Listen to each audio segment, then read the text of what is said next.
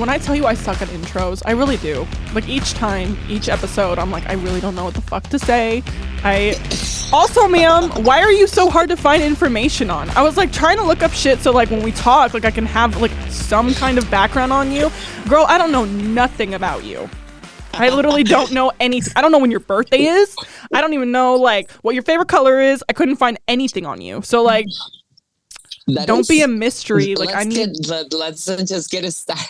Well, I do need to say that it's been a work in process for me to erase, like delete, or not be so easy to find in social media or in general, like in the internet. Mm-hmm. Of course, we're gonna get into details for that, but that's probably why you didn't find any information. So I'm gonna go I'm gonna say little things of me, like to get it started, and backwards. Like I know you are all the time. I have heard about you, but I would love for you to tell me something that you like as well, so that I get fit with you and like. What have you heard about me? You like? Oh shit! Well, I have heard things, but I want you to tell me. Like, I'm nervous that you've heard things about me. Oh God. Okay. Yeah, we'll do back and forth. Well, give and take. Alex, also a good friend. Yeah. So when you introduced her, I got to know also like some stuff about you and learning about you. So that's why.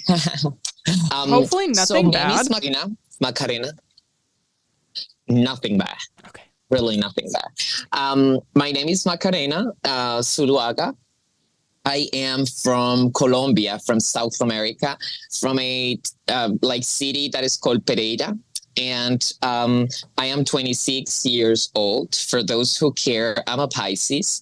And for those who don't, I mean, you already know that info as well. I've been working with coffee for a while now, for like 12 or 13 years. And my birthday, because I'm a Pisces, I'm going to say my birthday, it's on February 27th. Because that's what... I was actually also curious about your zodiac sign. I'm like, yes. I'm glad that I got that information without even having to ask. Cool. That's like the introduction. What is your zodiac sign? Can I bet? Like, do you want me to go for it? Go ahead. I don't know if you'll catch it, but if you catch it, good for you. Are you a Sagittarius? No, don't put that devil. No, I'm about it. I'm a. Don't put that witchcraft Gemini, on me. So I'm much like so far left. I'm an Aries. My birthday was literally last week. Her face. 100%. Yeah, April 7th. Oh my God, I'm going to. Okay, April 7th. Okay, so well, my rising, my ascending is Aries, so I got. What's your moon sign? Like I like Aries. My moon is Cancer. What's your moon? Scorpio. So like Scorpio, ma'am. Oh, this is gonna be great. Yes, I know. Working out already. Yes. Love it. So I didn't get any of your input. So what do you want me, like, what do you want to hear, or where do you want to go, or how do you want me to get it started with?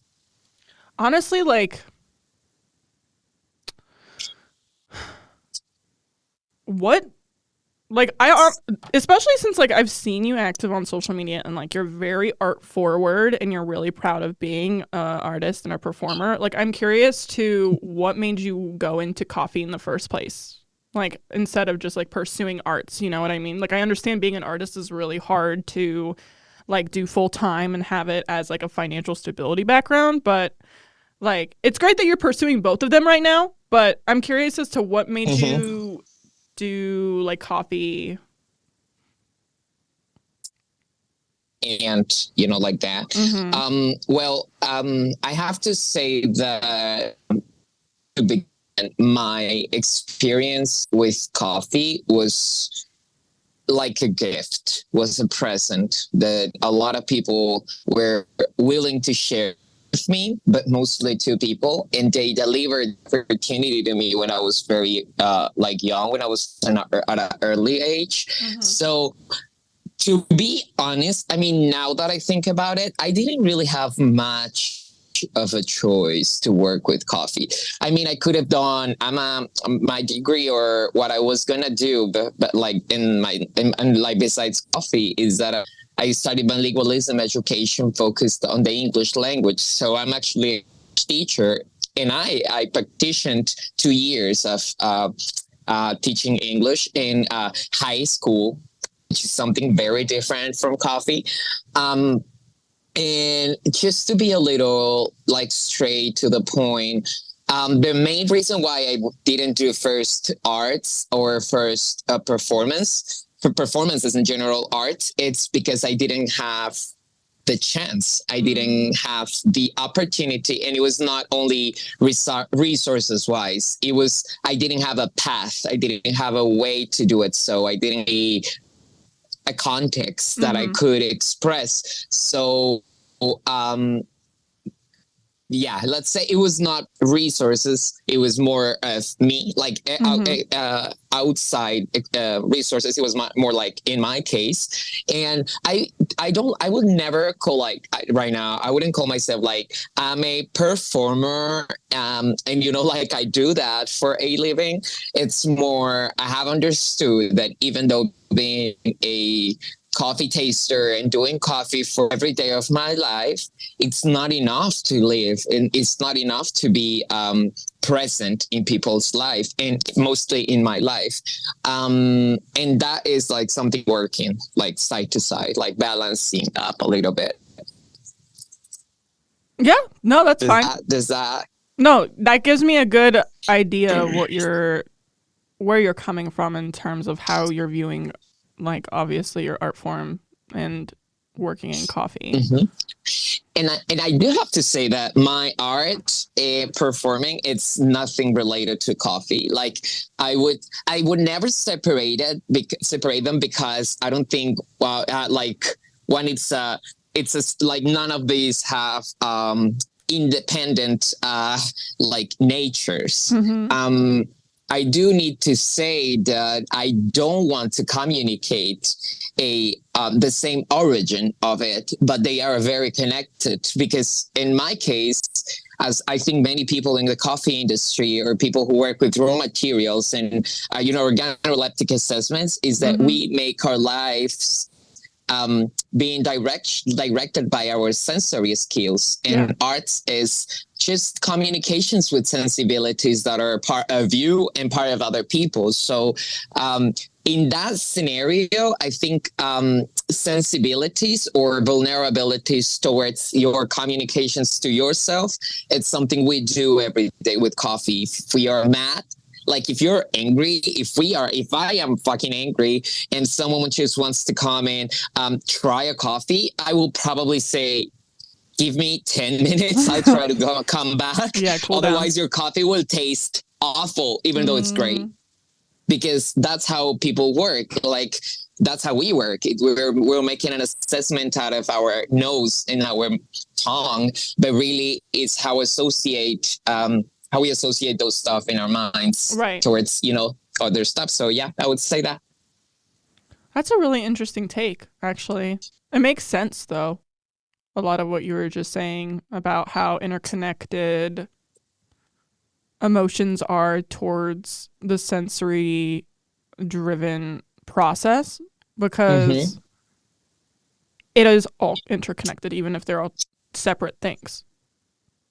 So mostly. So I do think now, I think this is a moment for something that I'm working on for next year to like come up with. So I've been doing this this activity, which is learning how to be a competitor through being a judge. So I've been doing like a lot of judging. Not a lot. I've been doing judging this year in coffee. because next year I've been competing as well, my entire life. Mm-hmm. And as for like next year in my coffee path, like coffee professional path, I am working for a coming competition presentation in Colombia. I was born in Colombia. I was raised in Colombia, but for the past 5 years, I've been working back and forth. So I'm not fully I don't dwell in Colombia. I don't dwell in the US. It's both. It's like a dynamic situation. So in that sense, I am competing in Colombia, and my competition will be a performance. It will not be a. That'll be It so will be a interesting. competition. I'm getting married with myself, and so I'm gonna use the stage of coffee to to have my ceremony. I'm going to get married with myself, like the other person who's going to be with me. It's going to be myself. And this is for somehow to revindicate, to compensate myself for a lot of things, but mostly for the reason that Macarena is like, my way and my performance of competition has not really been the one I've wanted.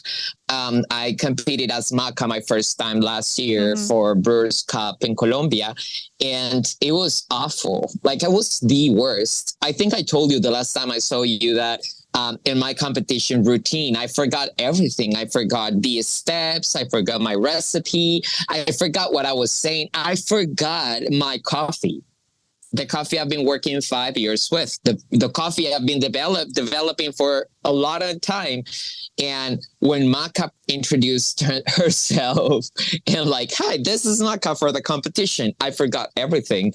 So I think in coffee, there are many opportunities for women and for female identities, which is a term I want to introduce in this conversations you are working with, because I don't think only women are and women not for any background besides women. Only the word women encloses a lot of fights, but there are other fights that encloses the label or the name feminine, female, which also include women as a concept and as an identity and as a political fight.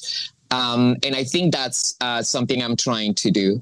I want to make sure that for all the path and for all the ways that I've had so far, I want to make sure that I want that to be my last competition, if I'm honest. I wish it's going to be my last one. And if that would be my last, I want it to be in the same idea as I was thinking before, because I could tell it's not the same. It's not the same to be the first trans person facing a reality of being judged and being assessed in a 180 years industry that is Colombia. So I think as a coffee professional, I could tell I didn't do well. However, as a human being, I did it wonderful, and it was amazing to be there. So I'm just trying to connect and match both of them, to be honest. And that's something I want to happen, because I acknowledge that those communications and sensitivities that are inward of me, of course, are not so easy to translate in my day-to-day. And that's got to do with coffee as well. So that's like something that I hope I'm gonna do it for sure. But it's gonna happen in in March next year for the competitions and nationals, Brewers Cup in Colombia. Wow, that's really cool. I'm sitting here and processing everything you're saying. That's what's happening right now. It's me sitting here and processing. It seems like really interesting in terms of identity and where you were when you first competed to what you're preparing to do next year. I feel like it's going to be I feel like, are you feeling more confident towards the upcoming in comparison to how you felt originally the first time? I feel aware. Mm-hmm. I don't feel I've felt confident always. It's not being like my growth is not to embrace me in that confidence area space. It was how unaware I was, and do not get me wrong, I hope I got it every sorted out and worked through, but in that specific scenario, I didn't quite feeling as my problem, as my issue. I mean, as on my shoulders. I mean, in regards, I think I felt if it was more related to the idea that I didn't know and I didn't have any other doing that, like any other person doing that in my position, you know. And it's not like any other person has done it, but for my context, for the specific situation, I was unaware of the many things I would need and I would love to need for a competition. So, of course, I have more confidence because I also am aware of what am I facing, you know? And even though I competed before, so it's not about the rubric. It's not about how good I was doing extracting or brewing coffee, because I can be assessed in that in other situations. But when it came to the idea that I was going to represent something, because that's how exactly you put it, you know, you're competing because you're going to represent a country, your country. And that is when it clicked in a very wrong way. I was like, will I come? Like, that is very like, it is not fun to say. I would love to say I was so proud and I was so ready that as a trans woman, I was going to be there. And like, I didn't feel, it felt awful, to be honest, to not feel like if I was going to, even, this is like some of the ratio, if making myself a winner, which I don't think I was going to be. That was the formula. That's how you think it. If making myself a winner is going to represent a lot of fucking complicated situations for me because I'm the first one, I think I was not aware of that. And that context is something, it makes me understand first better, but also like it makes me feel more present, if that is something makes sense. So yeah, that's like if it like performance is a word for me, I would say it's also to negotiate with myself how much of me would I put in word and how much of me I would not. And I'm happily more in the side that I want myself to be in everyone's mouth and word than not there. So I think that's somewhere I am heading.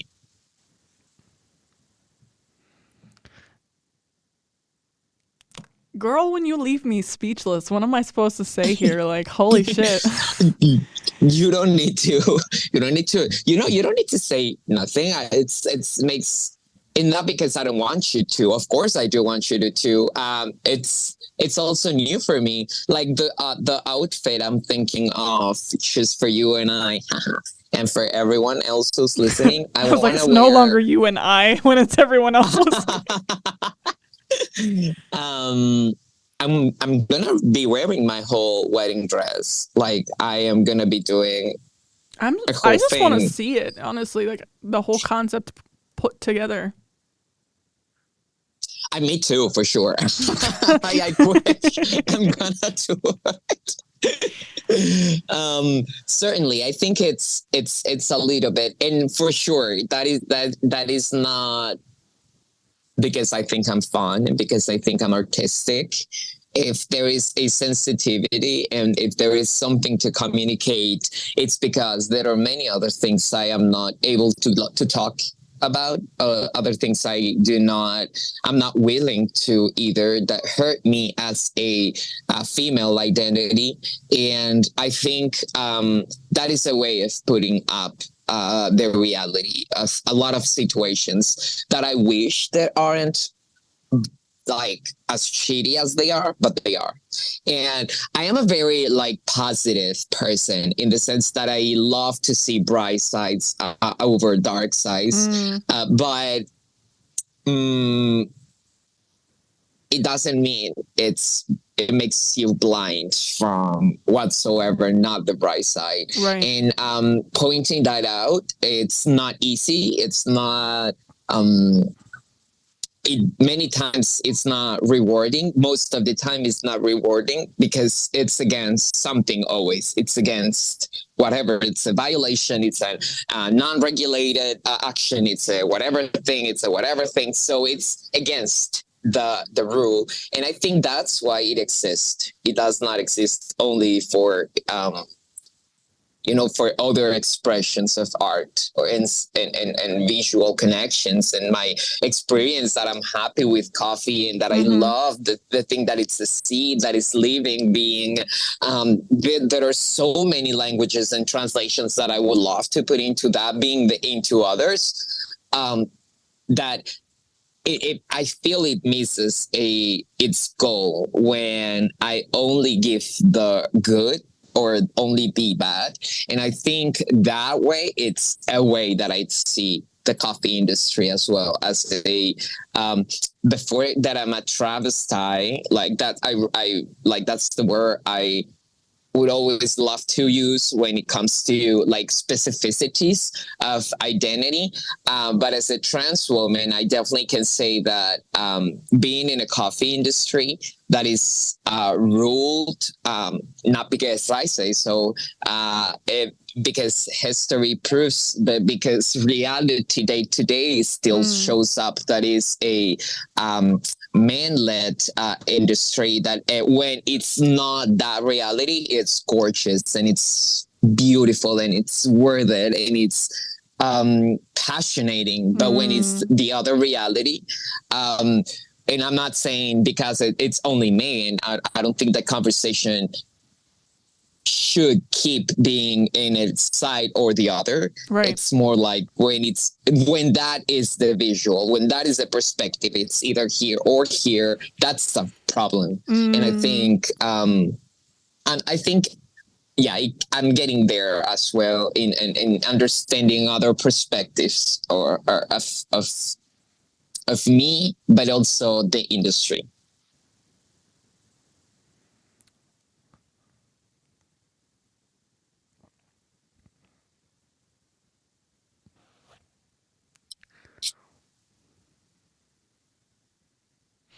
You have such a good way with words.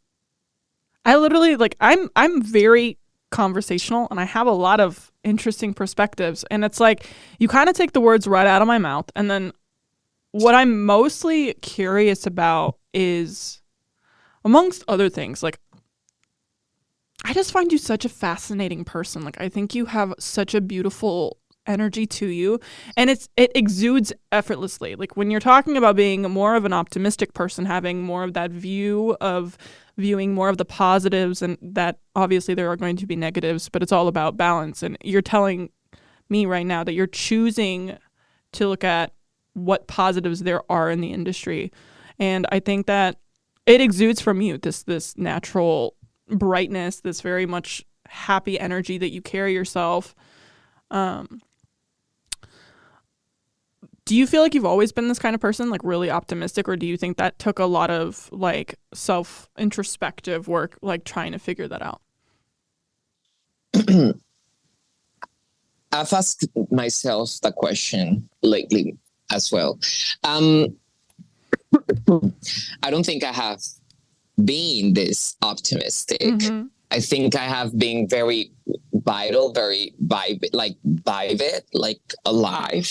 Yeah. I think I choose to look at the positive because it feels like my vitality and what vivid means for me. Like it can be detracted by some other stuff. So to be very fair, I'm very selfish, and I choose to do that because my vitality is like, which what I call vitality is way more necessary, important for me than whatsoever others think. So if I don't look at that, like if I don't look at this bright side, I don't think I would be able to seize what I'm getting, what I want, you know? Yeah. However, I have needed a lot of introspection by understanding things as well. This is not that I woke up and I said, Right. "Oh, life is so cute and I love it." I actually don't, and I think it's more of the fuckers. But even if everyone would be a fucker, and there are a couple, 2, 3 of them, what about these 3 then? So I think if we were to make a judgment, I rather my judgment to stay somewhere else that Right. is not that side. And so that's why it forces me, because at the end, my sadness is I believe the language of sadness everyone else does. I don't think I'm unique in my depression or my anxiety or my desire of not doing work, of doing work. However, I need to see other stuff and trust me. And I know this will sound like, come on, Maka, you're in a coffee podcast, so you're saying that. But no, what I'm going to say is being real. And I think there are priceless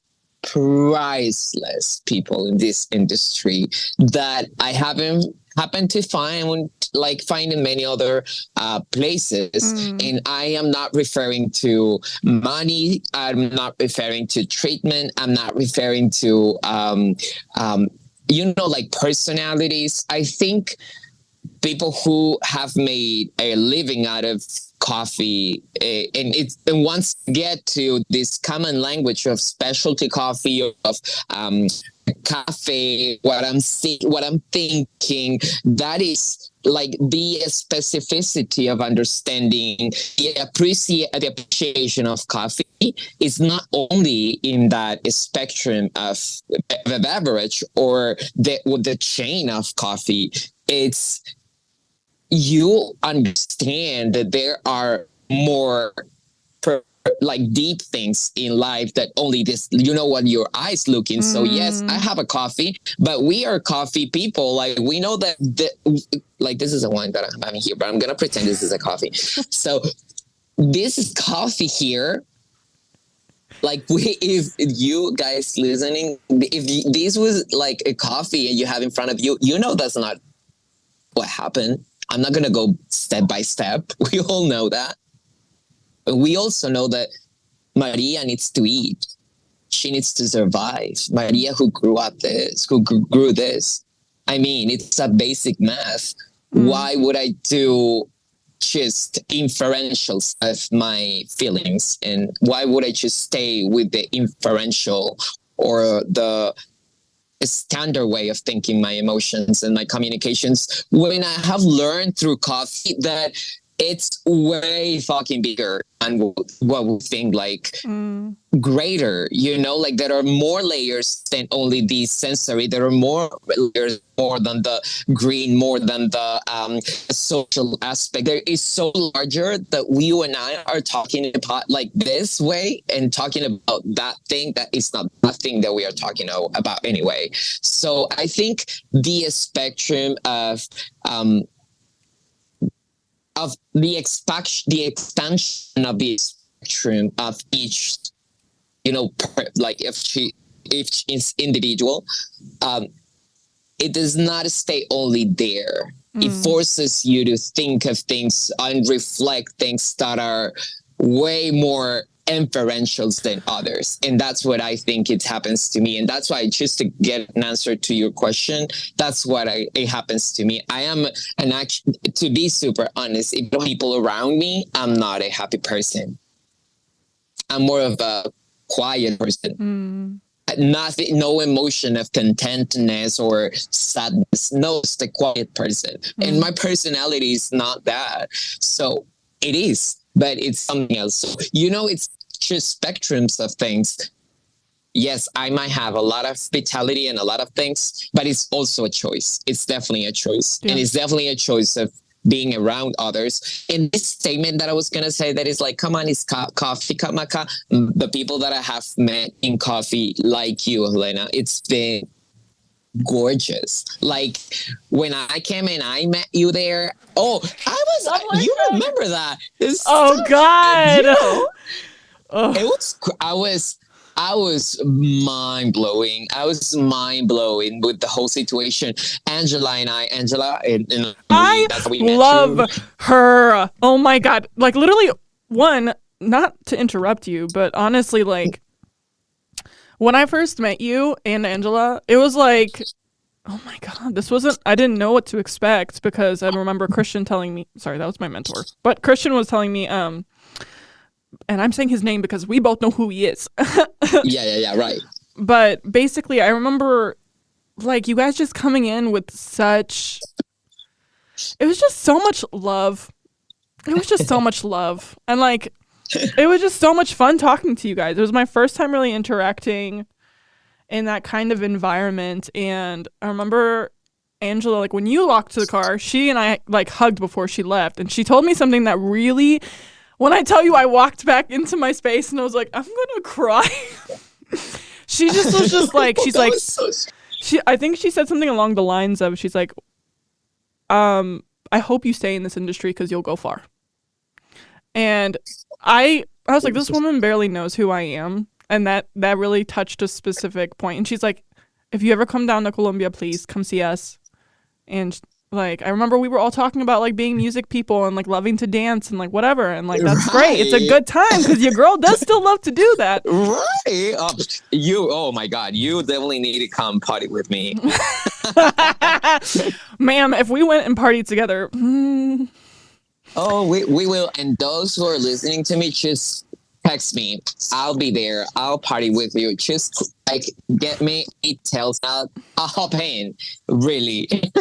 Yeah, no, it's just like Angela is a wonderful person. She is one of the reasons why I am the person that I am. The love of this person has taught me a lot in coffee and a lot in my life. This is a podcast talking and referring to the effort and the political fight of being a woman, but also being a woman. And if there is someone I need to like talk about it, because we also are referring to coffee, is this woman. And what you expected is exactly what I did. It's like what I expected as well. What I left, and I don't know. It's really beautiful. The people I've met, Alex from last episode. Oh, this woman. If I'm crazy, ay Jesus, that woman is. Oh my God. But there are also other women that I feel. Like professionally speaking, coffee women professional that I have met for the past 7 months, and you know who I'm talking about. I hope you listen to this and you feel all this, but I've never felt like I want to be a grown up like a woman that I met, and she is so good at everything. She's so good at understanding people, but is so good at being a professional, but so good at doing what she does.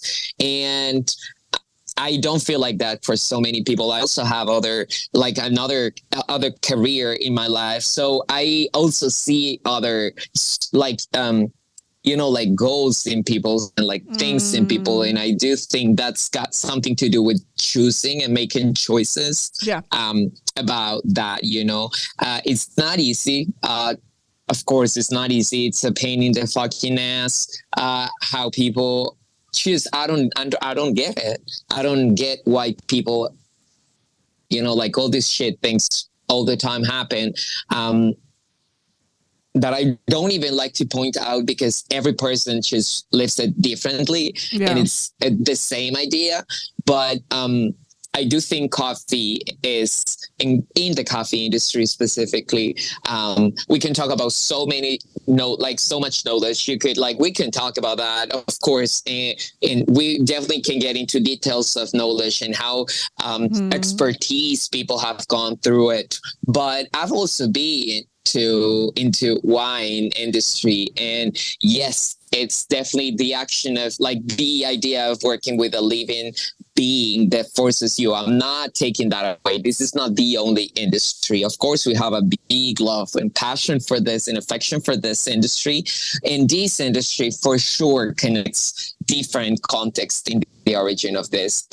This context is not a first world country. This context of people who grow coffee is people who are lack of many of the privileges layers in a society, who have a lot of lacks, who have a lot of definitions that are not okay for society. And coffee has not only helped build up a platform for them, but has let them make their own choices. And we can see that. But you and I, when I say that I was very happy that I met you, it's because out of the state that you live in and that I work with, people that I work with, you were the only coffee person that was at one besides another company that I met. And it was very complicated for me to discuss any conversation with any other coffee directors. And they are my friends, and I love them. And that's why I say it as well, that it's nothing to do with identity. It definitely is about understanding that there are people making choices and people making their lives. And if that is not respected, they just also fuck it besides whatever we look like. Right. So I do point about that. Even though, yes, we are looking, and again, I love to be the bright side, positive Pisces that I am. But also as I understand and I acknowledge how shitty it is. And I have had so many bad situations lately, by the way, so many bad, what the fuck is wrong with people? There are also very beautiful people who have helped me and supported me and hugged me and given me a lot of love, and not even compensation. It's you know what? I know it's fucking annoying and bad to be around other people, so let me just love you. I don't care. And there's something I definitely want to add on to this too. You were talking about how specifically people who identify as a woman and everything underneath that umbrella, I think what's really important is I really agree with you in terms of these are some of the most genuine people who care about what they do, and that's really hard to find in any industry. It's not just in the coffee world. I've also worked in many various different industries, but there's a reason why I've gravitated towards this particular subject and this particular issue and topic is just that every person I talk to and every person I've had a situation where I get to sit down and really hear their stories and the things that they've had to overcome and battle and still struggle with today, no matter what, it's these women are they're so powerful, and their stories are so powerful in their daily life. They exude such a level of elegance and confidence, even if it's not even if it's crass and crude, it's just they've got themselves. It's a non-communicative thing where I just keep meeting these people and they leave such an impact. Every person I've met so far within this industry, and I'm still a baby in this industry. I haven't really been here that long. So I'm just there's so much I have to learn. But each person, we all, yeah. But each person, it's never too much. Yeah, I just it's just I feel every single time I have people come on the show and they tell me a lot of their perspectives within the industry, their perspective on gender, their perspective on being a woman and living in the society nowadays. It's just it's always something I can apply to my life. And like, it's a Right. constant growing process. Me too. But like, I'm telling you, I don't honestly find that in many industries anywhere else. And Me either. like, even, no offense, but like, even a lot of artistically driven people have such a closed off opinion on the subject also. I mean, it's a really sensitive topic in the first place, like discussing women issues, systemic issues within any industry. Mm-hmm. But it's like, it's important to bring awareness and to have people share their stories and how they've overcome it, because that's going to help other people.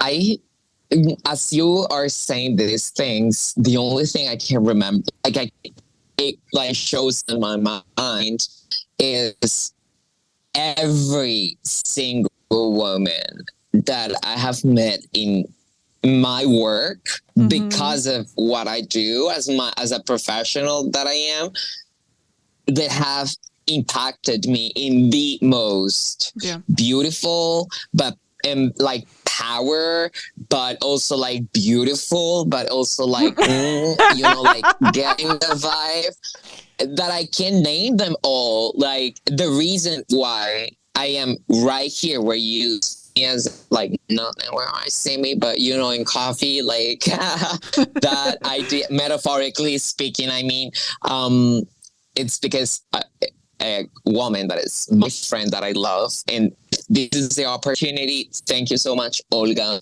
A lot of kisses to you, because she literally saw me and she was like, you need to learn coffee. I don't care. Like, I don't give a shit.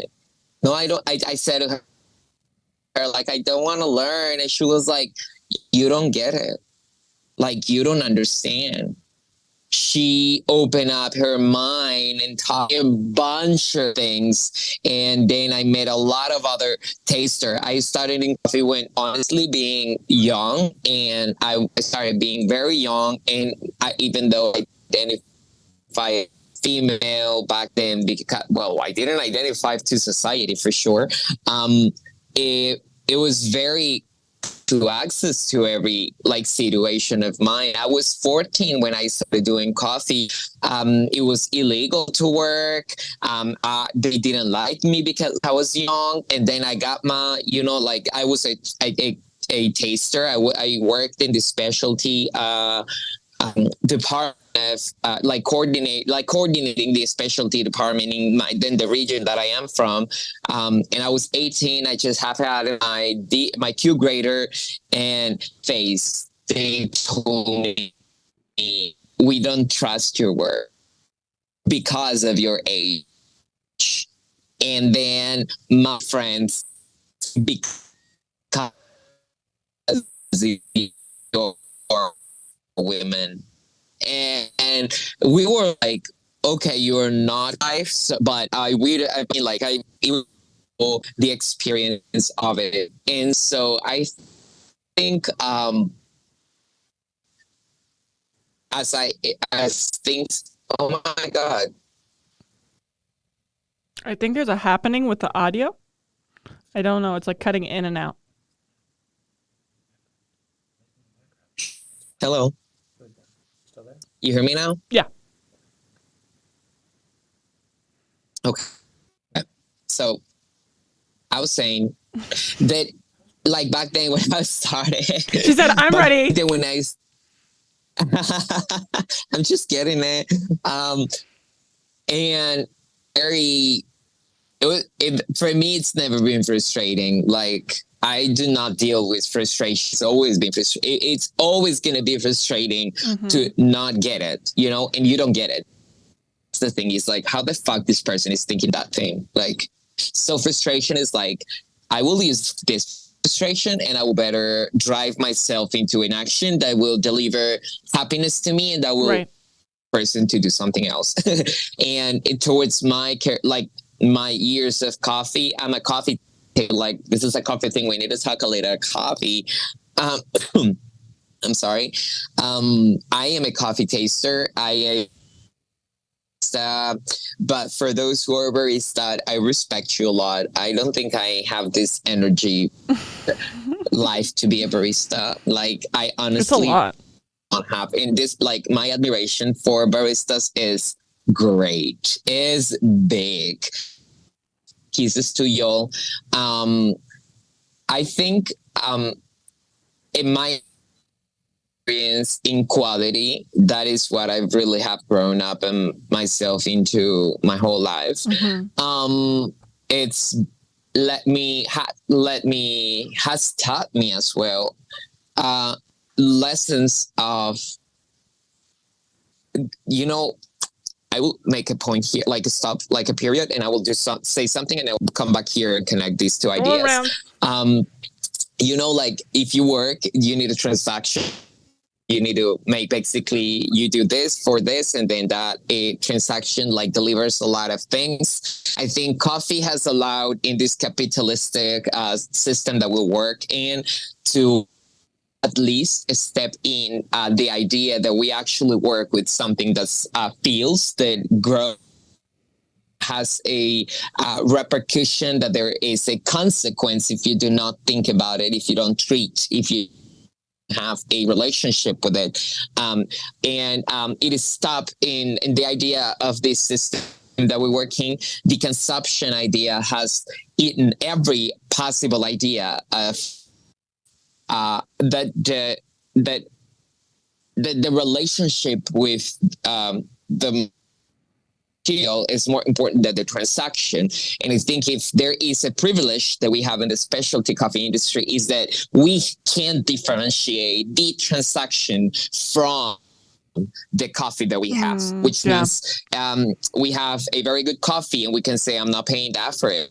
Like, I'm not giving myself to a shitty coffee because I want to pay for that coffee. So becomes less relevant. I'm doing a big quotation, marcation. How do you call this? Quotation fingers. Gracias. Thank you.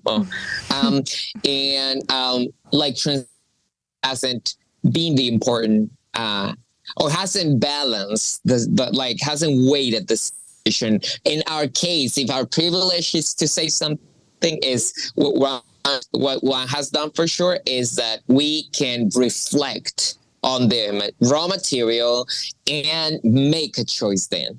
And in the like in our transaction formula, as we do, because we work in like things, because we buy coffee, because we like coffee, or whatever thing we want for coffee, we need to pay in order to get it. Even you are a barista and you don't directly pay for what you drink every day. I don't know. Probably not. I don't do it because I'm a taster. I have to drink coffee anyway. But for those who need to pay for it, that transaction means something. I will get back to my another idea. So if I need a transaction and I have my desire and my connection of life and what I do, and anyway I need to face violences, and anyway my expression of life will be a consequence for my work, like for my style of work. I think coffee has grown up in letting things to be okay, to no matter what, you know? And if there is a moment to cheer up for women as well, it's for the political, but also the emotional fight that they have worked out so far to have growers who are women who the whole family depend on them, and they have a word of power in their family. The only thing they could have done 25 years ago was to cook for 120 people ever since 3 a.m.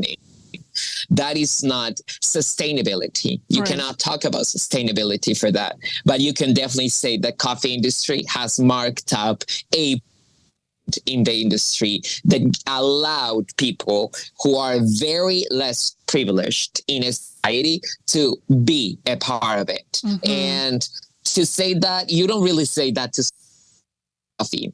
You say, this has helped a lot of people. No, they are eating for things. Of course they are.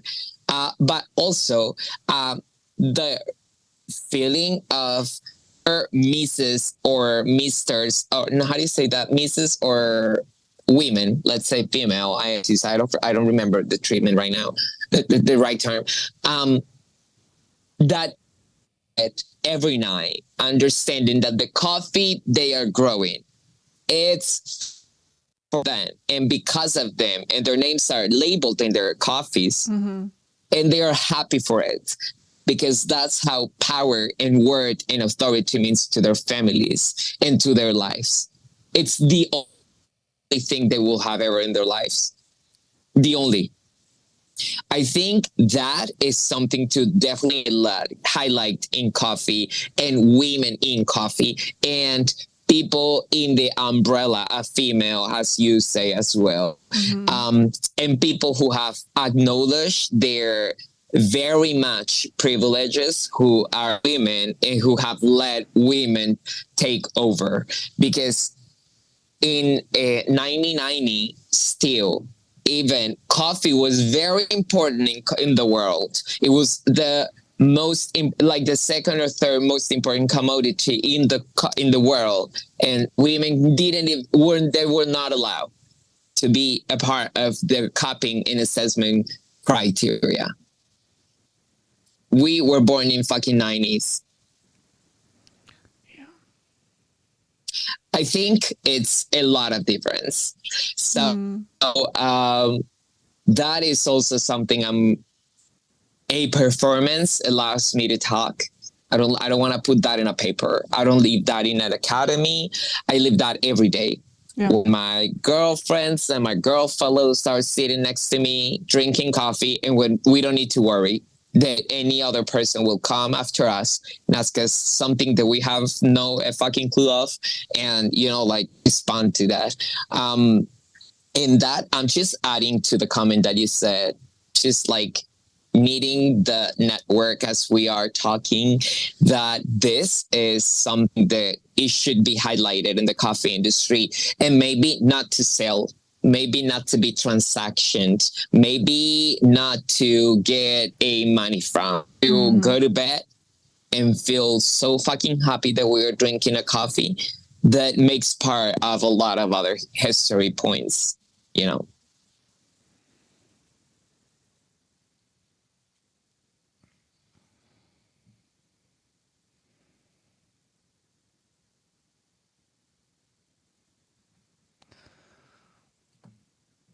Woo. You felt really passionate about that, huh? I could see it. How? It's okay. I'm not saying. I know. I'm very much. And I don't think for me, honoring my job, honoring what I do, I dedicate. I cannot even tell you how many hours a day I dedicate my time to coffee, to do and not to do. I don't think it's worth the money.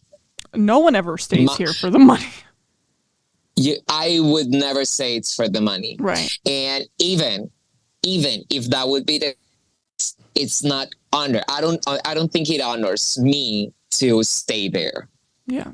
And I have to say that I don't think it's a privilege to travel, and I don't think it's a privilege to have the connection, but I do think it's my context, because I've, I'm so sorry for this.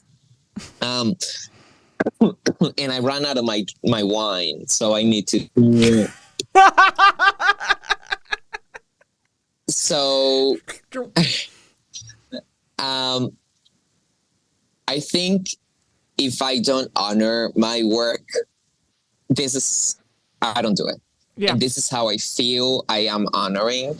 And I felt passionate to go of copying. I'm sorry, go on. No, I was going to say, I think in general, like anyone who's really listening to you speak on a lot of your experiences and your perspective, obviously this is you talking about your personal journey and your perspective and what you've witnessed and experienced and heard other people tell you about.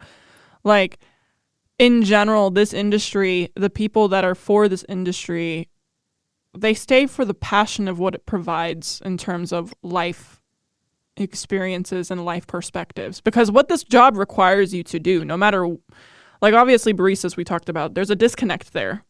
But when you go farther back down the line of who all is involved, it starts to, it lifts this veil of understanding who everything is affecting and what the realities you're actually witnessing versus what the consumer is really experiencing from their end. They're getting a lot more of that performative value from the barista and that customer service aspect experience versus if you go farther back, and we're dealing with a lot more of the producers and the importers and everything from there, you're really learning, and you have to, and you should humble yourself to understand what these people are experiencing and what they need. And I had an episode with Camilla Khalife, and she just like really stripped a lot of shit of like her experiences working in Ecuador, and there's snapping happening. There's nothing happening. I'm like, yeah, Camila, like, yeah, mama. But yeah, it's just like she really stripped a lot of things that's the whole point of this, right? Like we're just over here just trying to explore and experience and show a lot more of the humanistic value that comes from a product that has been stripped away from it for so many years. And it's like, I think a lot of what you're explaining is, it's like, okay, cool. Money in general, people don't work in this industry for money. But if that was the case, you're still stripping away the honor that you give the people who grow it, the honor that it takes to get here, and the people who are enforced in that.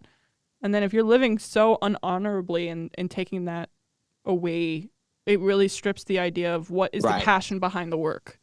And I feel like it just comes from you. Like you're someone who needs passion to thrive. Like you need to be in love with whatever you're doing at all times, or you don't honor yourself and you don't honor whatever you're creating. Because essentially, every single time you open your mouth, Macarena, it's a creation. Like you just do have a really good way with words, and your perspective is very valuable. And it's like,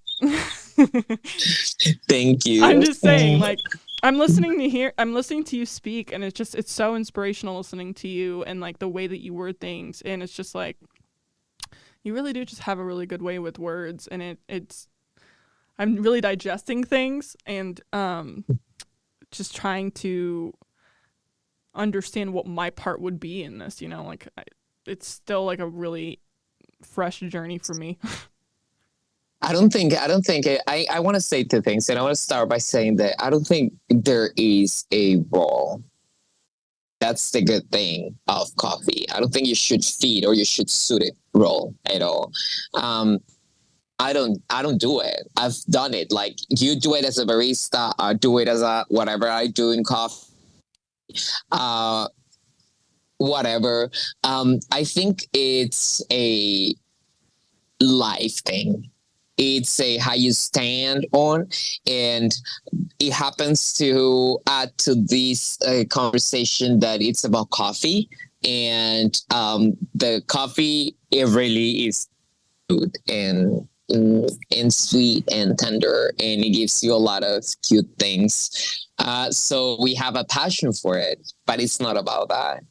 If it's not coffee and I go for a beer or for French fries, that means I can do the opposite of what I'm going to coffee because it's not coffee, It should not be, or I don't know if I should say should, but it is there, And the second thing I would love to say is that, wait, I forgot for a second. I watched you forget it. I did. I really had it on that. It should not be that we are not in coffee for money. We dedicate so much. I said that we live in a system, and a system requires rules, and rules should not be in this position that it is right now. It's for this industry and for this other, and for the other ones that exist in life. So if you ask me, I really like money. Like I love drinking wine, getting high. And in order to do that, I really need to get money. I cannot really not have money. And happens to be that I dedicate more than 8 hours in my mind for coffee. I am reluctant to the idea that I will not have money for what I do for love. And this is the promise of capitalism. And if that promise is not being fulfilled, it's not okay, but be. So I think ceasing, and I'm doing quotation fingers again, it's like it should be like rephrased. I think it should be now. Like, I do have a position in the coffee industry, and it's like, no, you think you can come and do that? Well, let me teach you no. Right. Let me teach you otherwise. Because if there are nerds and like very, very nerds in this, in like work, it's people in coffee. Like, do you want to know of things? Then 7 years ago, there was a research in like Ikawa. I don't want to say, like, I didn't want to say that. This is not a sponsor thing. This is a research I've been thinking of. And they specify people looking and researching for coffee has led us to know that there are people so knowledgeable of this that they are already researching further commercial coffee. By this thing, there was an outbreak not longer than 7 years ago. Coffee is a very new innovation thing, not longer than 2000 years ago. And that level of context and history cannot be punctual as it is for coffee right now. I don't think we should keep only doing and reflecting of how beautiful and the relationship that we have with coffee. I think we should reflect on the idea that we are the ones letting that happen. And if we're claiming as whatsoever ours, which what like ours, it shouldn't be like, oh, I can drink my coffee and be happy and sometimes do this and this. No, I really work a lot, and I studied a lot, and I do a lot, and I know a lot. And that's on period. And, I'm sorry. If otherwise, oh yeah, of course, you try to get that, Mm-hmm. And that's also, this is not, I'm not making this up. This is what capitalism calls a special. This is what a capitalism calls being a specialty. And we are 10% of people in the world who do a specialty work. If we are not getting what we are, there is something wrong in the supply chain. And we know a lot of the supply chain. So I think reflecting on that, not use it for someone else's, like growth, is better to grow it for ourselves. And I am very, very, very much into that. And also passions. Like I'm passionate a lot about that too. I have asked this question on every single episode, and I just was curious. Have you struggled with imposter syndrome? And what was your experience, and what really got you out of that? Are you imposter syndrome? Yeah, it's it's the feeling of when you're in something that you don't belong there. It's like you're an imposter, like you're not supposed to be there at all. Like you don't belong. Ooh, you mean in coffee? Yes.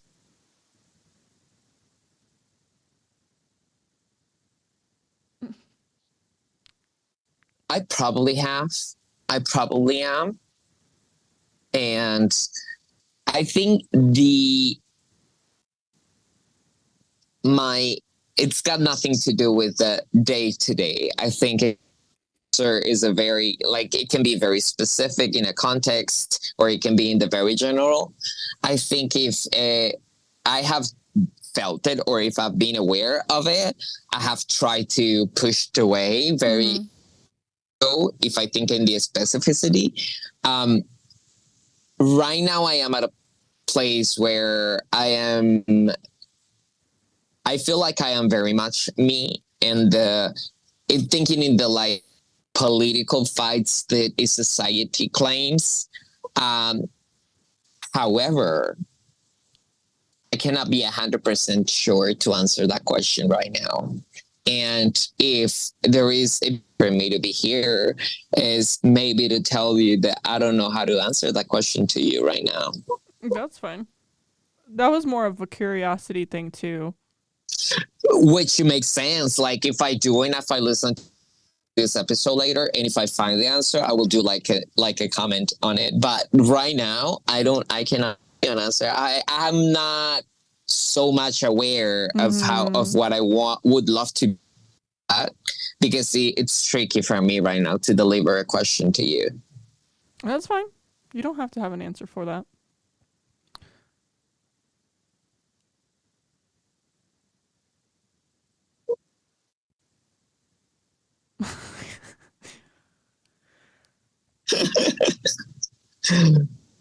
Do you want to talk about something else? Something specific?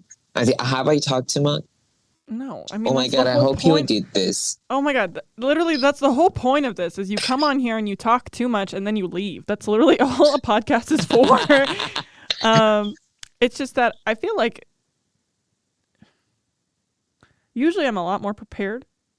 Let's go back to that. Why was it a thing for you to control how much social media outlet you had? Like you said in the beginning, you were like, I purposely don't want to have a lot of information out about me, and that we'd trail back to it. So let's talk about it. Like what made you really want to like disconnect from the idea of people obviously trying to learn more about you? I definitely think it goes through internet goes through our lives. Mm-hmm. I don't think it's a coincidental. It's a dependent. An independent variable in our lives. Like, oh, there's internet. I can make a choice of not having internet in my life. Try. Like, if any of us try to make that choice right now, it would require more than a day, 24 hours to complete the action. And probably it would require more than a year to erase if you have had a record on it. If you're a new person and you want to get into a context in which we are, you need to access to that language of internet and social media and media communication. And what I say media, I'm not saying like instant message, is the capacity of connecting to a lot of other things through something that is not material, substantial, tangible, but it's there and it happens. It plays with reality, you know. And I have a dead name. That is the first reason. There is a lot of things I don't want people if they find about me, if they work of me. I have worked 13 years in coffee industry. Macarena has existed for people in people's mouth for the past 3 years. Mm-hmm. I, of course, didn't want people to call me because they are rude, because they are very insensitive, because they don't know how to understand things, because they think it's like, oh, you change your pants. It's like they think that you change your bra, you know? So I wanted to make sure, like, people were not going to find things of me. When you change your name, you're changing literally how everybody sees you. People do not recognize me or acknowledge me if they don't want to acknowledge me as Macarena. And that happens not only in the mouth, that happens in the eye as well. And I already say that internet, it goes through your life. It's not a variable I can take that away. Right. If I wanted people to find me and to see me, they would only they would only find, unless you're like a fucking hacker, right. Like you can get a lot of information from me. I'm a lot of naked people, like pictures of me, a lot of them. But that is exactly what I'm planning to do, when people look for Macarena. Maybe coffee, but that's what I'm saying, like, I'm not like, this is not a conspiracy theory. Internet produces more than 3 billion data a day, and we have had internet for the past, let's say, aware 38 years. It's existed for over 55, if I'm not mistaken. If I am, please someone corrected me. I'm a Pisces, I don't remember dates. But if that is the case, if that is the case, I want people to find whatever I want them to find. Yeah. No, I mean, like, hey, that's fine. Really? Nobody is owed information that's private in the first place. Right. I know. And I don't know why that's why it makes no sense to have a lot of money. Like, really, we live in a place that what's more likely to happen is that things goes like fucks up. Mm-hmm. Things fuck up. I'm sorry. I'm having a grammar mistake there. She says, well, she's like eloquent as fuck in English. I'm having an English problem. I'm like, all right. Come on. It was mistaken. It was a mistake. So if I do that, like, I forgot what I was saying. Oh wow, God. I really forgot what I was saying. And you too. I did. Too. I'm not even gonna lie, because all I remember you saying is just shit that made me laugh for like 5 minutes, and then. Like, I remember the mistake. I say things makes you. Well, okay, I don't remember. It was a mistake. So I think really, no, I don't want to go like over and over. I hope you do something in addition with this, because we're going. No, we're not editing anything. This is going to be aired with no editing. I love it. Okay. So yes, if I want to be, that's why I do. I remember. That's why I try to do that. And again, it was not only that I didn't make it to, like, when the competition thing happened. I've been doing coffee 12 years. Do you think I will forget to brew coffee?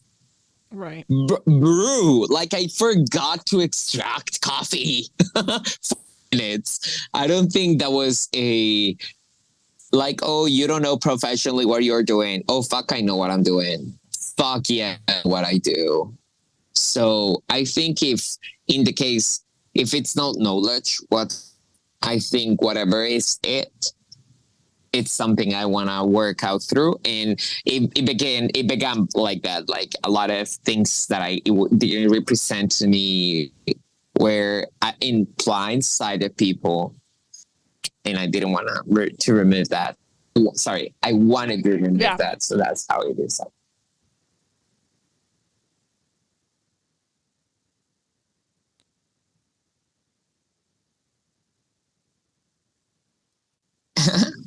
Have you always had a really strong like support system through this whole process? You know what I mean?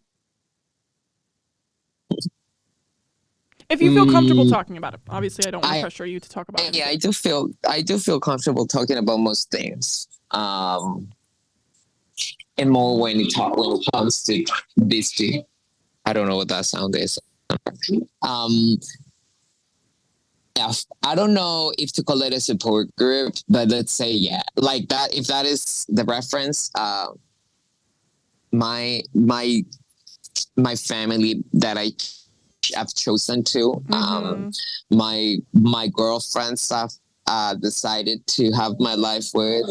My girlfriend, especially, I live with my girlfriend who is also a trans woman, and we started our transitions together.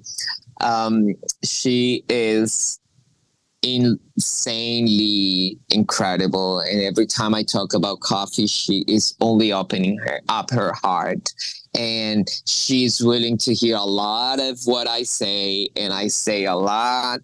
And I think like being able to do things for like being the first time I was at the SCA show, yeah, in New Orleans as Macarena 2 years ago. After being three SCA shows as the person that everyone met first and the name that people like my parents gave me. Angela and even off the people like who like people with like people with this, but they really are family. And they supported me in every fucking single thing that I did. Everything. Like, thank you for sponsor so many ways things and like a lot of things that I have done in the company and I have learned. Oh, do not think they don't know. Oh, they are the ones who have taught me how to do it. So no worries. And they are wonderful people too. Definitely my mom. I don't think I have felt, and that's why I say support group. I feel I definitely have limited have reached the limit of how much I want to be alone and how much I want to be accompanied. And that has me to understand that first, not everybody, but second, people who are willing to stay, it's because they love me. And I think that's what loves me anyway. So yeah, I'm very emotional too. So. I would have never guessed that at all. Oh my God. No way. Do you how has it been for you to be a identity and work in like coffee? God.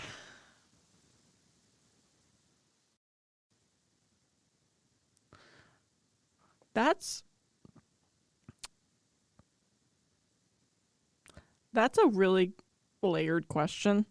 I feel like for somebody who asks this question, this is also a very hard question to answer. Everybody has their own journey with everything.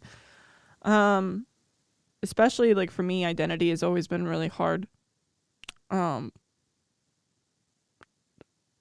I've lost many jobs for the identity that I've chosen just for the fact that it's made people uncomfortable.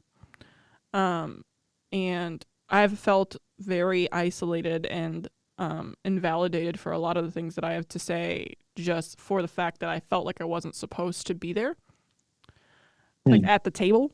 And like for somebody who is extremely opinionated and aggressive, that doesn't suit well. It really doesn't.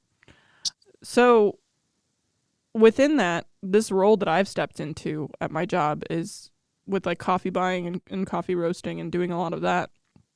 It's given me a lot of creative freedom in terms of the direction that I want to do and the work that I want to do. Because I feel like specifically just on my account, on my perspective of my journey with coffee, as I have done almost a lot of the roles to get to this point. Like I was a barista for like 4 or 5 years and then I started doing roasting and then now I'm here. So it's just like progressively getting more of a well-rounded view of certain things. It's just like this for me feeling, I don't know if it's like I have an inner resentment towards a lot of the way that I have been treated. Because sadly, I am a very aggressive person. And sometimes that doesn't have an outlet that's really healthy. Not sadly at all. I just did the mimic of sadly, but I meant to say it. Sadly? Hell no. Oh, we could really, really digest and like talk about just that word. Oh, I know. In my life, we could take hours on it. Oh, okay.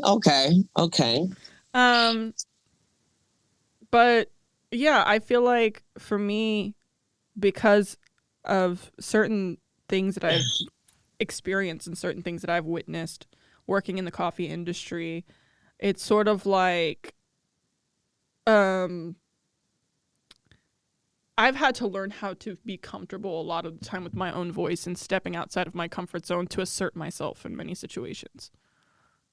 So it's always really interesting how other women in the industry also exist within it.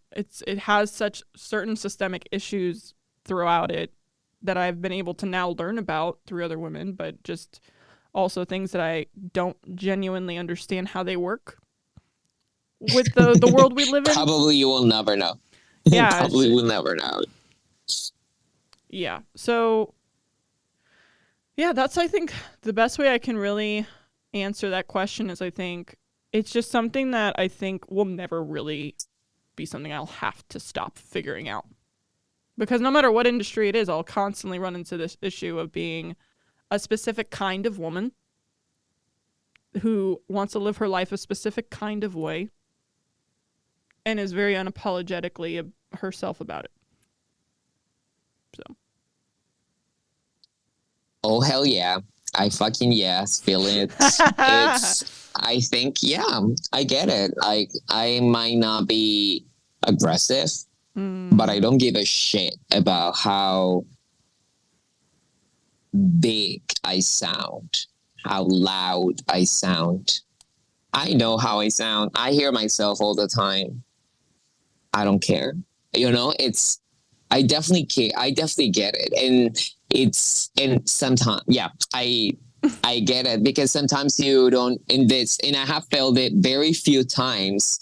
I don't have to yell about what I want to say instead of just saying it.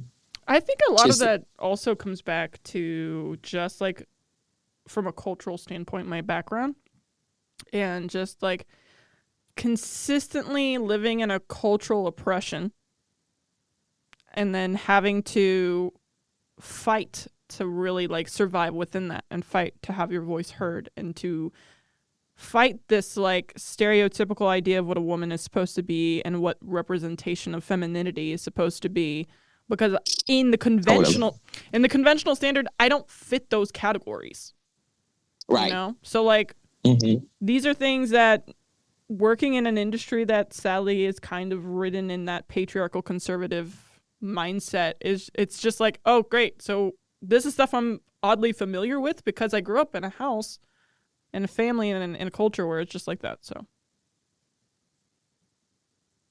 of course, I agree. I mean, I would not even have to say agree. You just said a fact. I mean,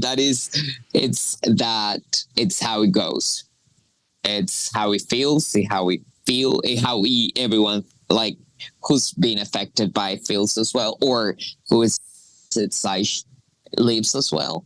So that's why I said that as well. I don't like the abuse, but most people would encounter same situations that you would, right. And I think that is, that is very accurate for you to say as well.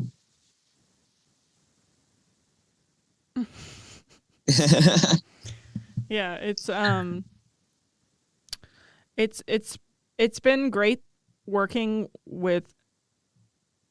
So this is actually a question I want to know your answer to too, because like I think for me, going back and predating a lot of like my upbringing and just relationship wise, like I've had a really hard time making relationship with women specifically. So sisterhood was really hard for me to establish. What I'm curious on is, has it always been natural for you to have just like really strong connections with women? Not really. And not in these late times. It's, for me, I do not only admire, I do not only like it, I do not only find it fascinating, I do not only find it hot, I do not only find it beautiful. And it seems like even when female shows up, because it's not the only way as well, it also lacks in perspective to understand things that are not that female.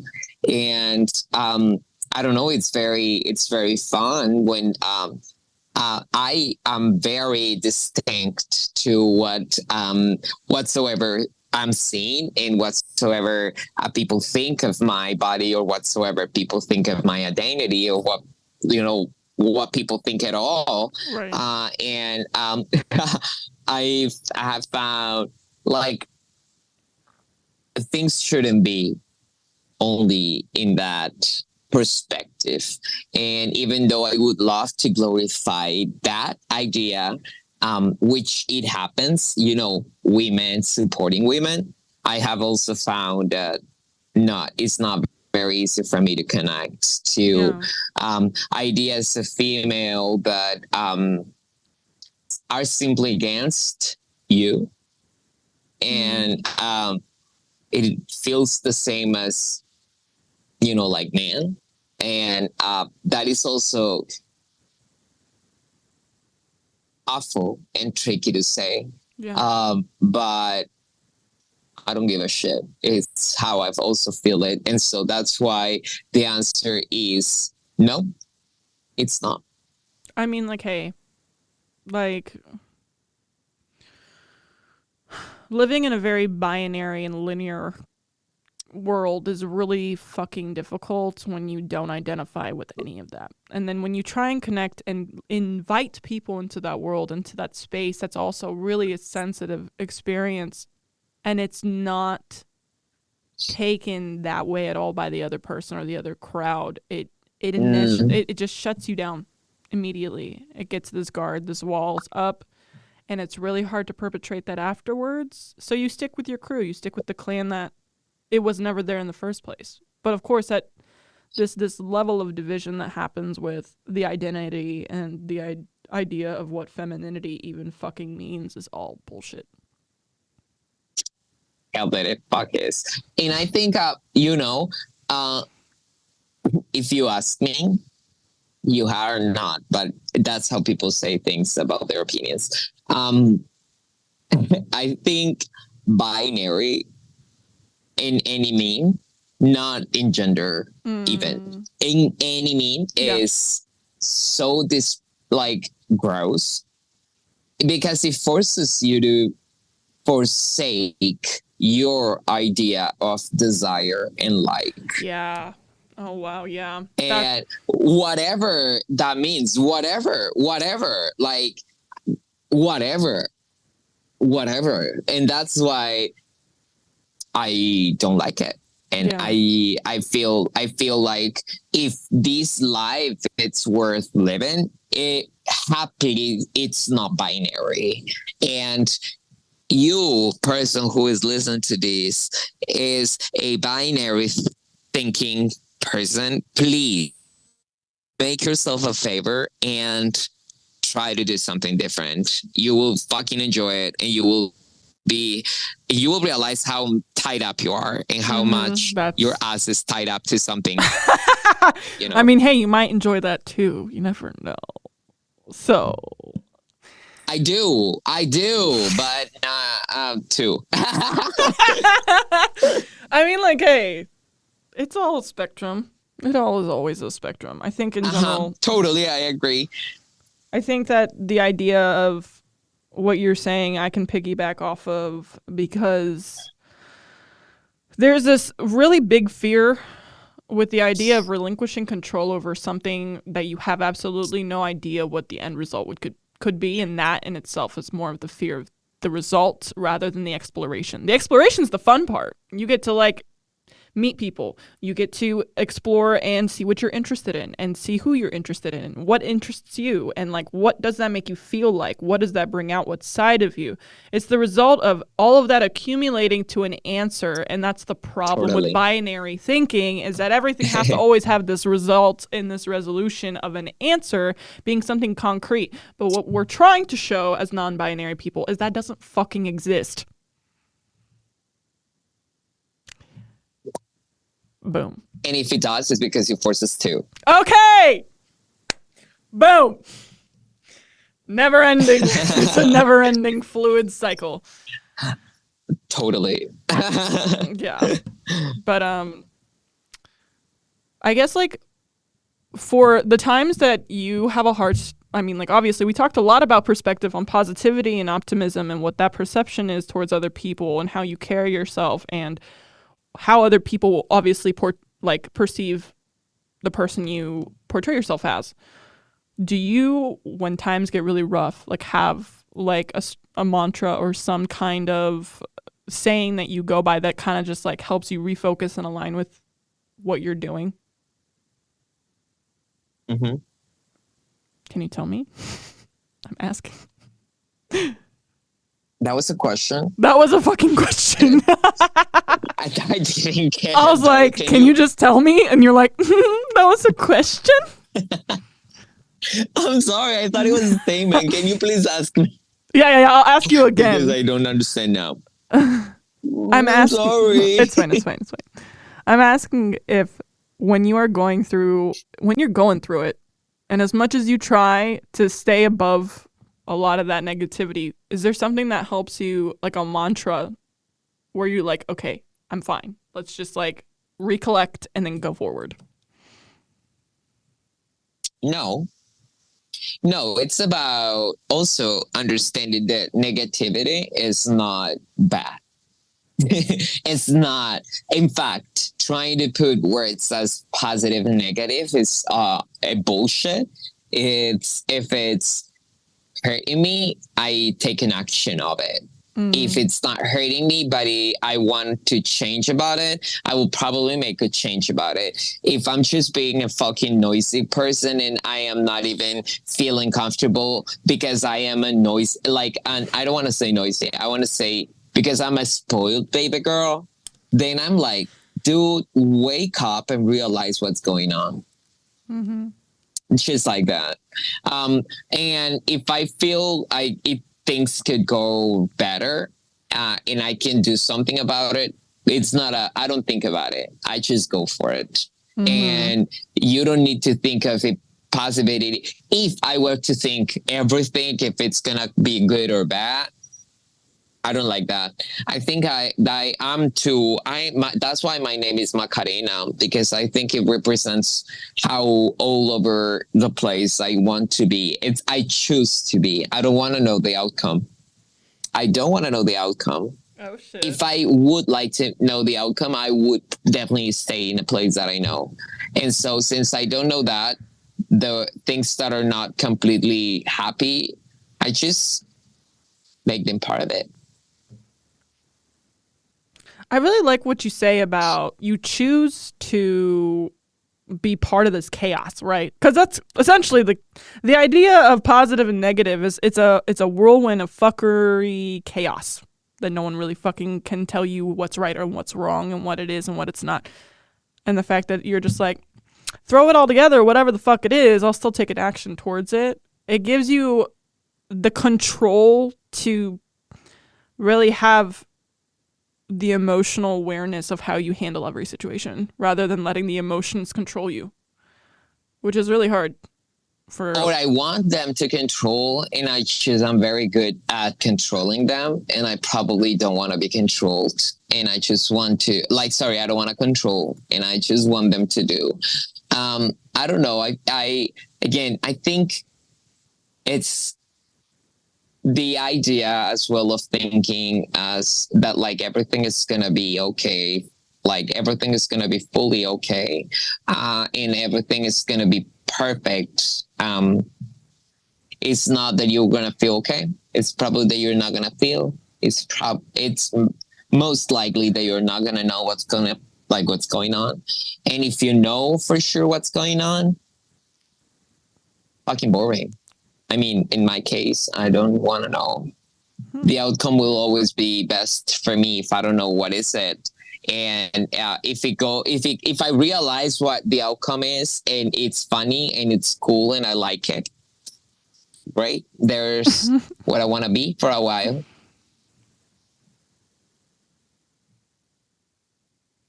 It's really funny because I'm just thinking, I'm like, I envy people that can do that, you know? That can just essentially, that's just like being able to just exist. Like, right. It's just existing, just letting things be and letting things organically happen. Hard. I can tell you right now, from someone who's a super fucking control freak and likes to do the things that she likes to do in the way that she likes to do it and have myself be my own boss and not let nothing get out of this constrictive like model I've created. When things start to go in a level of chaos, I don't handle that well. But I'm always so jealous of people who can embrace that and can live within it and just be like, this is life. And it's just like something I'm in adoration for. I get it. I'm that person too. Why do you think I have this job? I mean, I just try to put it in the right situation, in what I know I need. I have to do something, you know, and that needs to happen mostly. So if the case is that I don't want to feel it, if the case is that I don't want to know, or if the case is that what's triggering me is that I want to know what's going to happen, I'm like, oh, girl, I think it's better if you don't know.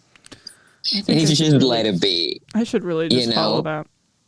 You know how many and times I could have saved my ass in so many situations if I just like...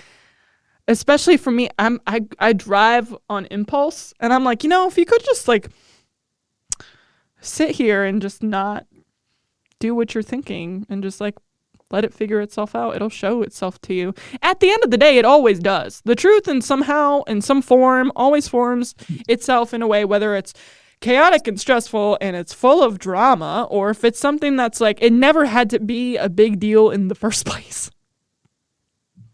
Which is mostly the case. Yeah. In my case.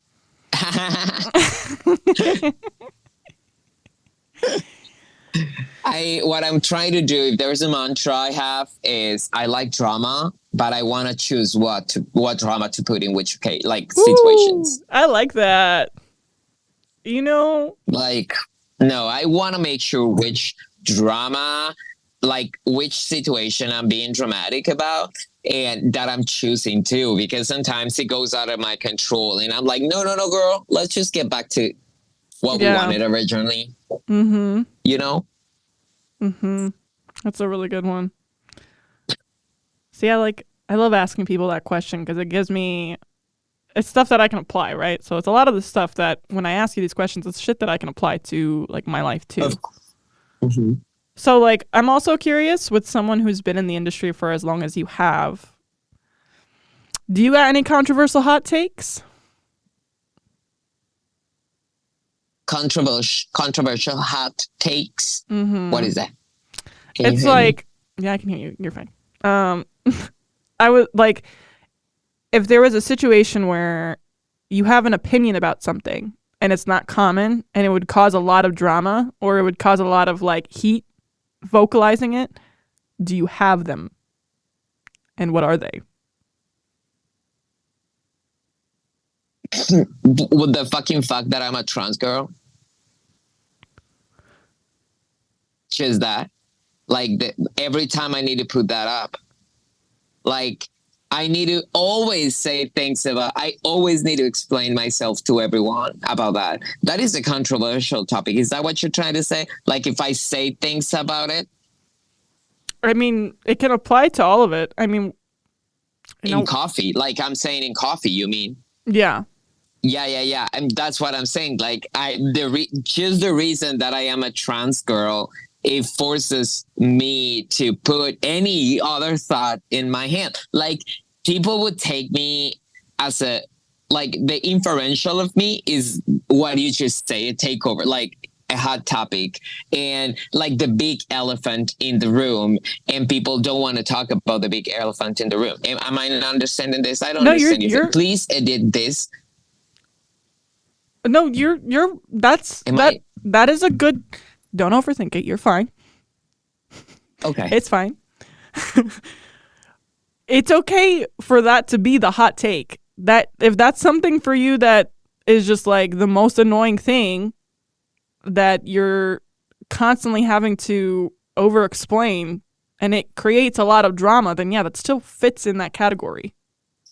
You know? I think I don't. I think my overthinking is that I haven't linguistically understood what you're saying. Okay. That's why I think I don't get it, because I don't think I'm providing the right answer to the right question.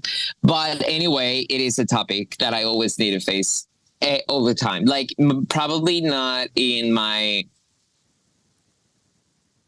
with my clients, but everything besides that, I do need to put a word about it. But no. I think I misunderstood for sure the explanation. Can you please not put this? Because I think I went too far in your question. Can you please explain that to me again? Yeah, I can explain that. So it's like, if the idea of what a controversial opinion is, it's like somebody who says something that's not common and it's something that's not agreed upon, but it's there. It's an opinion. It's just not a like some people will say quality is a fucking joke in the coffee world. Like that's a controversial hot take. Or I had definitely understood that. Yeah, I do. Oh, I do all the time. So one of the things I learned, I learned in coffee, is processing coffees. So processing like anything that is not a washed coffee. I learned coffee with a person or a school that even though understood and like washed coffees, it was focused on natural and honeys. And 10 years ago, that was a defect in Colombia to have anything that was not a washed coffee. So a controversial, yep. In fact, if you want to export coffee that is not washed coffee in Colombia, you need to say that is a product of Colombia. And product of Colombia is the label for the cheapest and most like the worst coffee in Colombia. Even though it could be a geisha, the best geisha, and if it's a natural, you need to say it's a product of Colombia and not a washed coffee, not a coffee of Colombia. So my controversial thing is, so my work is I distribute coffee from Colombia here in the United States. And I work with some producers that are not only Tio Conejo or the people that I do coffee for. This specific person has developed a lot of fermentation things that are not common to the idea of fermentation. So, well, for some people, it's a very common topic now, but for some others, not. And we were just don't want to be like very specific, so I'm gonna try to give a very different path. But there were a very specific group of tasters making a choice, a agreeable choice of a coffee, and we needed to come up with a conclusion if the coffee we were tasting was good or not, as every taster needs to do, and it was not a quality roasting topic. It was not a fermenting a quality topic. The coffee was not defected. There was not a defect on the coffee, but there were people who were in the idea of no, and there were people on the idea of yes. And I think my position, both of them, to fuck them up, because if a person thinks that the development of the context of a person who grows coffee is based on the idea of someone's standards because their experience is that is specific, they are being very mistaken as like tasters of their coffee. The context in which we were talking of the coffee, it was not a, like, we were only coffee people, coffee professionals speaking of coffee with different scenarios. And that scenario was like, because I know this, I can tell this. And because I know this, I can tell this. And like think a coffee that is good, that was not affected as a taster. I'm saying this because it was not a washed coffee. It's not a good coffee.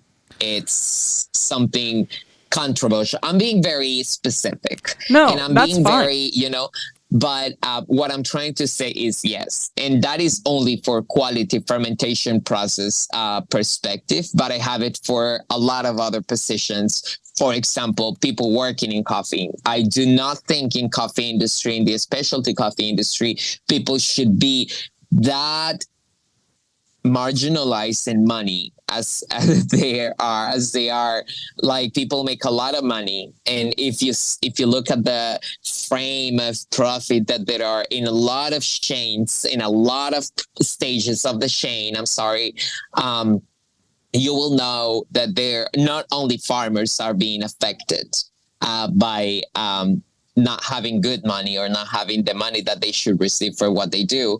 And every time, because I have also been in contact with both scenarios, both destiny and origin, I have seen that. And I have not only been in contact by seeing that, but I work in here, in the US, but I also work in Colombia.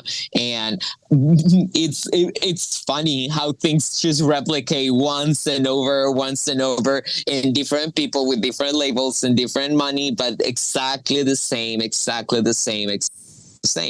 So yes, I am and I don't care to speak up about those. I don't care. It's just that I love people being weird about me and feeling like, what the fuck is this girl talking about? And like, I love people doing that. So yeah.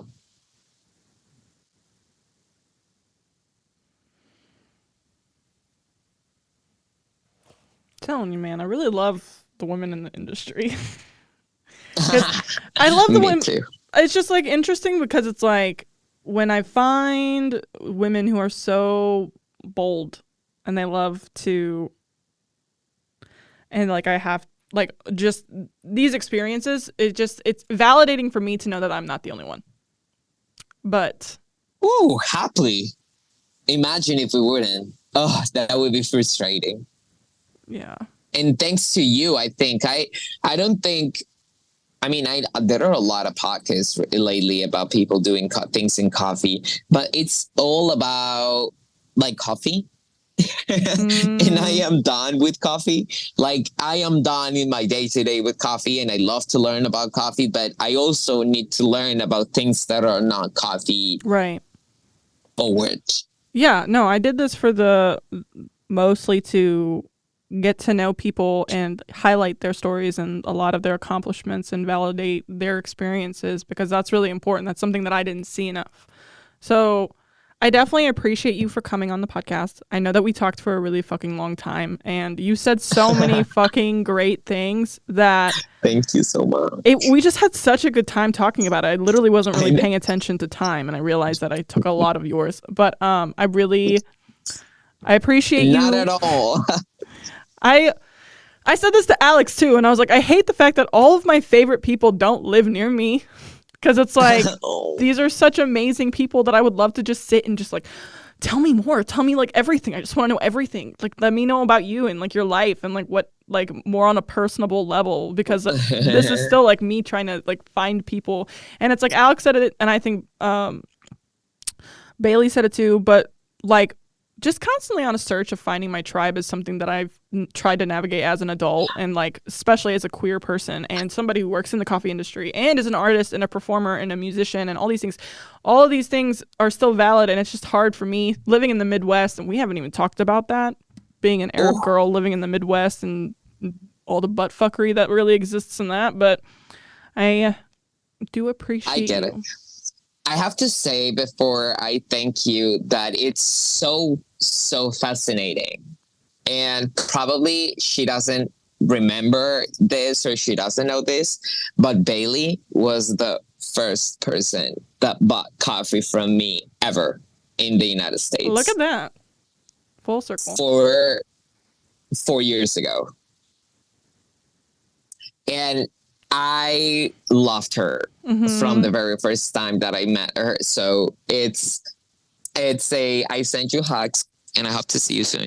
I do think it's a thing meant to be that we have met, and that we are working like this out. Thank you so much for invited me and for highlighting me of to myself. Because I know you're saying that, but every time you say that, I'm like, oh my gosh, this is me really. And I think it makes me feel very, very happy. I am not reluctant at all to the idea of being invited to get drunk and wasted and talk about things and hacks. So I don't know where this will happen. I don't know where, when, how, who will curate this shit. But girl, when I fucking tell you, if me and you were to get goddamn drunk lit, it would be a never-ending, fun, high-energy, good vibes, and loud party. I know. Please, please, please, please, please. And well, thank you so much. It was beautiful as well. And I hope that we get to meet soon and that we get to like spend some time as well together. Can I take a picture of this Zoom on my phone? Please. Wait, let me get... Oh, God. This is such an awkward thing to do. Wait. Oh, God. Wait. No, not at all. It's just like, how do you do this? Like, I feel so out of touch with this. My case looks cute, though. Oh, it does. Isn't it? It's like dried flowers and petals and shit. One of the rare qualities of me being a feminine woman. Okay, ready? 1, 2, 3. Okay. Okay. You made me laugh. That's good. That's my job. Alrighty, Chica. Well, it was lovely seeing you, Chica. A great night. And the sunset was beautiful to watch behind you this whole period of time. You are gorgeous and you have such a beautiful spirit. I love your unapologetic voice. All of these things. All of the good vibes sending it to you. Thank you. It was lovely seeing you. Thank you for everything. Gracias. Yes. Ciao. Okay. Bye. She just had so many good points. Like, I don't even think I have a wrap up for this episode. Like, she just like, she really just has she said it too, where it's like the women in this industry are some of the most beautiful, so strong, so elegant and poised, but so fierce and passionate and so unapologetic for their craft and what they do, that it's like these are the people that deserve to be highlighted.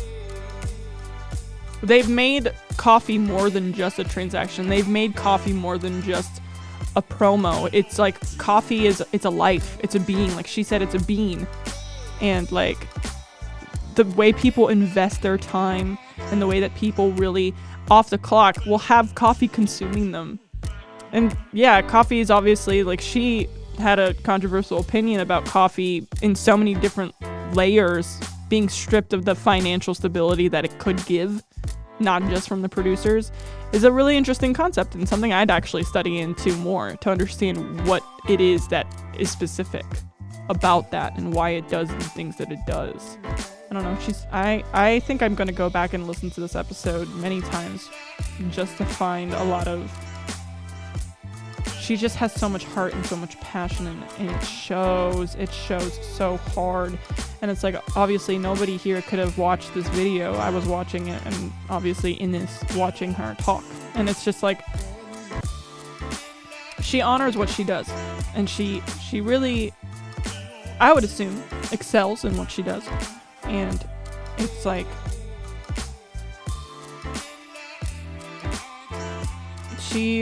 I can really resonate with her not choosing to do a job that doesn't give a sense of passion and drive and feeling like you have a good conscience at the end of the day, that you love what you do and what you're doing matters.